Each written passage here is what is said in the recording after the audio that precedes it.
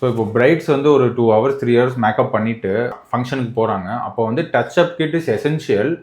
அப்படி எசென்ஷியல்னா so what should they carry பண்ணிக்க வேண்டிய விஷயம்னா ஃபர்ஸ்ட் எசென்ஷியலா 3 சொல்லிடுறேன். ஃபர்ஸ்ட் டச் அப் கிட்ட இருக்க வேண்டியது வந்து பிளாட்டிங் பேப்பர்னு சொல்லிட்டு. 1 minute. Is touch up kit must? அதான் ஃபர்ஸ்ட் கேட்டேன் நான் உங்ககிட்ட. கண்டிப்பா மஸ்ட் தான். ஏன்னா இப்போ வந்து நான் ஏசி ஹாலில் இருக்காங்க, அவங்களுக்கு ஸ்வெட் அதிகமாக இருக்கும் அப்படின்னா அவங்களுக்கு அந்த ஸ்வெட் வந்து தொடச்சிடக்கூடாது ட்ராக் பண்ணி. ஓகே. அதனால வந்து ஒரு tissue paper, at least tissue paper அவங்க கையில் ஹோல்ட் பண்ணியிருக்கணும். இல்லை அப்படின்னா பிளாட்டிங் பேப்பர்னு சொல்லிட்டு நம்ம மார்க்கெட்டில் கிடைக்குது. ஸோ அதை வந்து ஹோல்ட் பண்ணியிருக்கணும். அது என்ன ஆகும்னா பிளாட்டிங் பேப்பரோட ப்ராசஸ் என்னன்னு பார்த்தீங்கன்னா எக்ஸஸ் ஆயில் நம்ம ஸ்வெட் வருதுல்ல அதை மட்டும் இழுக்கும். மேக்கப் எதுவுமே வந்து ஸ்பாயில் பண்ணாது. ஸோ அதனால அது வந்து எசென்ஷியலாக வச்சிருக்கணும். நெக்ஸ்ட் வந்து பாத்தீங்க அப்படின்னா ஒரு குட்டி வாண்டோட வரும். லிப்ஸ்டிக் வாண்ட் மாதிரி ஒரு சின்ன பாக்ஸ் வச்சிருக்கணும். இப்போ வந்து மேக்கப் ஆர்டிஸ்ட் போட்டுட்டாங்க, அவங்களோட லிப்ஸ்டிக் ஷேட் வந்து கொஞ்சமா எடுத்து அந்த வாண்ட்ல எடுத்து அந்த இதுல வச்சுக்கலாம்.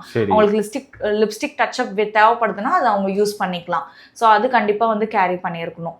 இதுதான் மெயினா வந்து அவங்க கேரி பண்ணிக்க வேண்டிய 2 விஷயம். இல்ல இப்போ நீங்க சொன்ன மாதிரி ஏசி ஹால் இருந்தா அப்பவும் தேவைப்படுமா? தேவைப்படாது. ரொம்ப ஸ்வெட்டா இருக்கிற பர்சன்ஸுக்கு தான் தேவைப்படும். அதனால வந்துதான் நிறைய மேக்கப் ஆர்டிஸ்ட் வந்து கொடுக்கறது இல்ல. ஆனா கொடுத்தா நல்லதுதான். நமக்கு வந்து அவங்களுக்கு அந்த ஒரு ஹாப்பினஸ் கொடுக்கும்னு வச்சுக்கோங்களேன். அவங்க நம்மளுக்கு ஒரு டேக் கேர் பண்ணி கொடுத்துருக்காங்க அப்படின்ற ஒரு ஹாப்பினஸ் கொடுக்கும். அப்புறம் குட்டியா வந்து ஒரு லூஸ் பவுடர் கொஞ்சமா, அது எதுக்குன்னா அவங்களுக்கு அந்த ஸ்வெட்டான ஏரியால ஏதாவது இதா இருந்துச்சுன்னா அதை ஃபிக்ஸ் பண்றதுக்கு ஒரு சின்ன லூஸ் பவுடர் மாதிரி கொடுத்துக்கலாம். Okay, thank you.